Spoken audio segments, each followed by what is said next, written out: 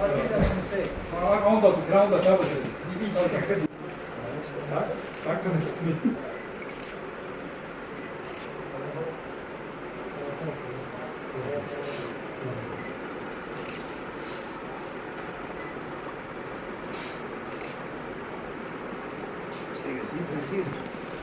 Number 84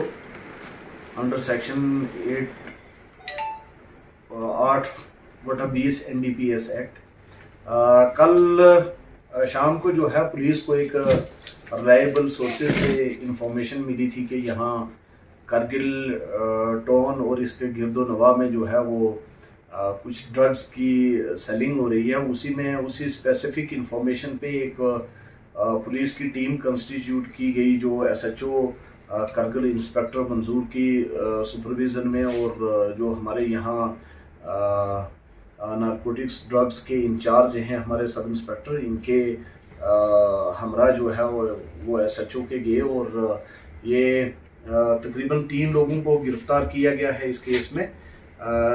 जिससे ये मालूम हुआ कि इन लोगों ने तकरीबन 1 kg जो है वो चर्स कश्मीर से यहाँ लाई थी, जो वहाँ से तकरीबन 1 लाख रुपए की इन्होंने लाई और यहाँ पे ये उसमें तो टोटल जो है वो 30 छल्लीस जो हैं वो छलियाँ जो हैं वो स्टिक्स जो है वो बेच रहे थे, जिसमें एक छली की कीमत इन्होंने कोई तकरीबन 15 से 20 हज़ार रुपए की रखी हुई है, जो तकरीबन मार्केट में 4.5 से 5 लाख रुपए की ये बनती है। इसमें से आधा kg तो ये फरोख्त कर चुके हैं, जिसमें मोस्टली जो है विक्टिम्स जो हैं वो स्कूल गोइंग चिल्ड्रन और कॉलेज गोइंग चिल्ड्रन हैं, उनको ये फरोख्त कर रहे हैं और अपने जो है वो ज़ाती मफाद के लिए शॉर्टकट में इतना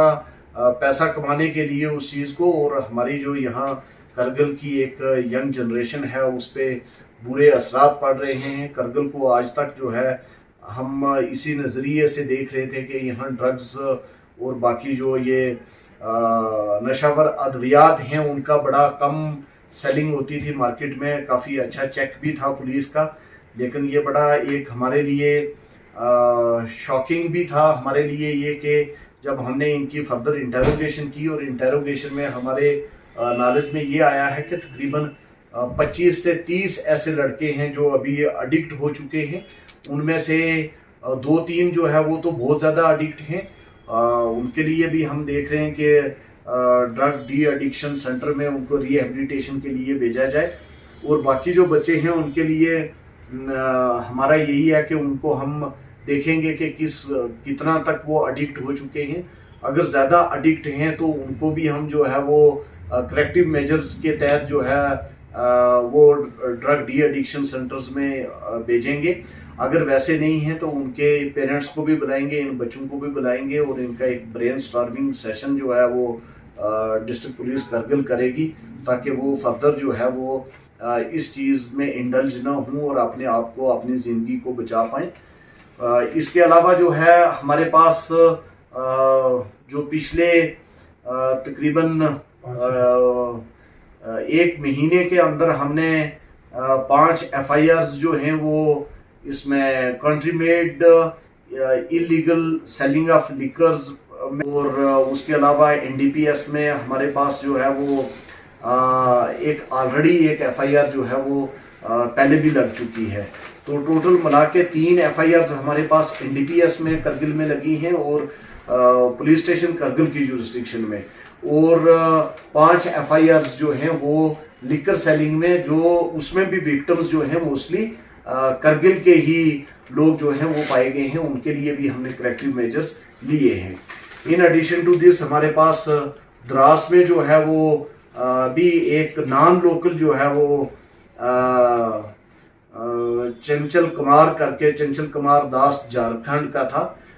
उससे भी हमने BRO में यहाँ वो एज अ मेट काम कर रहा था और उससे भी कोई तकरीबन 236 ग्राम चरस जो है वो रिकवर हुई, और वो भी अगेन जो है यहाँ के लोकल रेजिडेंट्स के लिए और बाकी जो बाहर से लेबरर्स आते हैं उनमें वो फरोख्त करता था, और जो है उसको भी FIR number 31/2022 police station Dras में जो है उसको हमने अरेस्ट किया और उसके अलावा द्रास में एक और हमने एफआईआर लगाई है जो कंट्री मेड लिकर की है तकरीबन, वो भी वहाँ पे भी जो है द्रास और करगिल के इन पुलिस स्टेशंस में ये मिला जुलाकर टोटल जो है वो 10 एफआईआर जो है वो ड्रग्स और लिकर के रिलेटेड जो है वो लग चुकी है। देखें इसमें जैसे हम इसकी एनालिसिस जो है वो इन सभी केसेस में हम एनालिसिस कर रहे हैं। जो भी ड्रग सेलिंग यहाँ कर रहे थे जो लोग हमने पकड़े इन द रिसेंट पास्ट, उसमें हम उनकी जो है वो एनालिसिस कर रहे हैं, वो टेक्निकल एनालिसिस कर रहे हैं, सीडीआर एनालिसिस कर रहे हैं। उसमें मोडस ऑपरेंडी जो है वो तकरीबन मैं अभी तो शेयर नहीं कर सकता आपके साथ, but we are working on it के अगले कुछ चंद दिनों में जो है और अरेस्ट जो हैं वो एक्सपेक्टेड हैं। वो चाहे वैली बेस्ड जो लोग हैं जो ड्रग स्मगलिंग में इन्वॉल्व हैं उनके खिलाफ भी एक्शन लिया जाएगा। वो जो यहाँ के लोकल हैं जो इस हमारी यंग जनरेशन को बर्बाद कर रहे हैं तो उनके खिलाफ भी हमारी इन्वेस्टिगेशन चल रही है, फर्दर इंटेरोगेशन चल रही है, उसका एनालिसिस जो है टेक्निकल एनालिसिस चल रहा है और होपफुली जो है और हमें फ्यूचर में इसमें जो है वो सक्सेस मिलने की उम्मीद है। इस किलोग्राम के करीब आप लोगों ने बरामद किया, तो क्या इसमें वादी के लोग भी शामिल हैं कश्मीर से या यहाँ के बराह रास्त यहाँ के ही बंदे? और वहाँ से जो श्रीनगर से जो मतलब माल आता है गाड़ियों में, तो मीना मार्ग वगैरह पे क्या वहाँ पे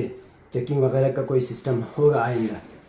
बिल्कुल, इसमें हम already we are on it, हम इस पे काम कर रहे हैं। हमारे ड्रग्स के रिलेटेड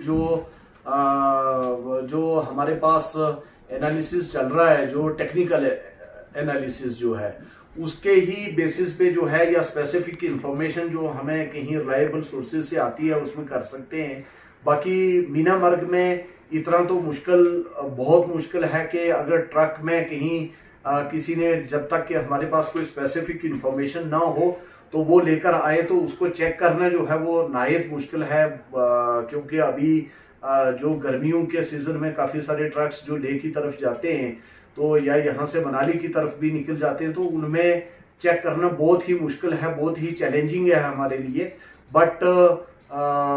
थैंक्स ऑलमाइटी के इसमें हम जो है हमें स्पेसिफिक इंफॉर्मेशन मिल रही है, उसी के बेसिस पे जो है हमारे पास पिछले 2 महीनों के अंदर तकरीबन 10 एफआईआर्स का लगना जो है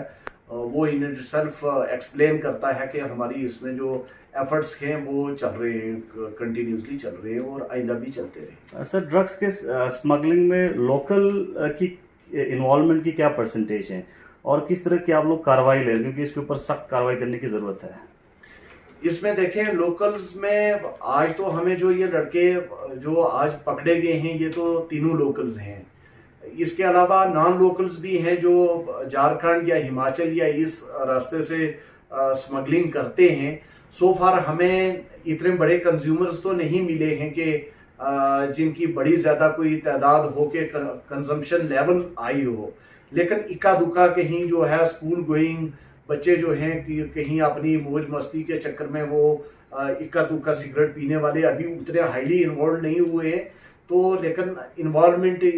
हम बिल्कुल ही ये भी नहीं बोल सकते कि इन्वॉल्वमेंट नहीं है, इट इज़ गोइंग ऑन। और उसमें मेरी आप लोगों के माध्यम से जो है पेरेंट्स के लिए भी एक रिक्वेस्ट रहेगी कि हम सब के नंबर आपके पास मौजूद हैं, थाने का नंबर, पुलिस स्टेशन का नंबर, एसएचओ का नंबर, चौकी ऑफिसर का नंबर, डीएसपी हेडक्वार्टर का नंबर, मेरा नंबर, एसएसपी साहब का नंबर। तो जो भी हमें इंफॉर्मेशन देगा उसकी, अगर आपको कोई ऐसा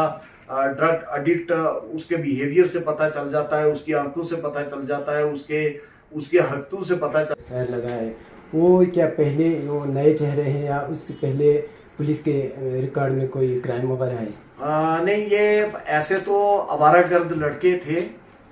लेकिन ड्रग्स के रिलेटेड इनकी हमारे पास कोई भी इंफॉर्मेशन नहीं थी। ये हमारे लिए नए चेहरे हैं। हॉस्पिटल में कोई ऐसी इंफॉर्मेशन आती है तो वो हमारे साथ शेयर करते हैं। अगर कोई भी ड्रग्स रिलेटेड उनके पास कोई ऐसा पेशेंट गया है तो वो हमारे साथ इंफॉर्मेशन शेयर करते हैं। लेकिन अभी इस साल में कोई रवान साल में कोई ऐसी इंफॉर्मेशन नहीं आई कि कोई ड्रग रिलेटेड उनके पास कोई इंसिडेंट गया हो और उन्होंने हमारे साथ कोई ऐसी इंफॉर्मेशन शेयर नहीं की है, लेकिन हमने उनको ऑलरेडी रिक्वेस्ट की हुई है कि हम ड्रग डी एडिक्शन सेंटर में या बाकी वाला भेजेंगे, जो भी करेक्टिव मेजर्स हैं वो लिए जाएंगे उनके खिलाफ। तो ये हम ऑलरेडी आपके माध्यम से पब्लिक को भी बताते हैं और बाकी भी जितने भी सिविल सोसाइटी के मेंबर्स हैं, एक्टिव मेंबर्स हैं, उनसे भी हमारी यही रिक्वेस्ट।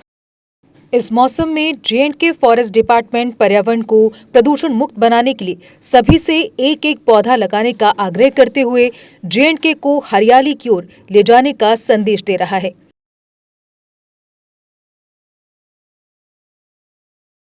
जे.एंड.के फॉरेस्ट डिपार्टमेंट का कहना है कि इस मॉनसून में सभी सहयोग देकर जे.एंड.के को ग्रीनरी की ओर ले जाएं।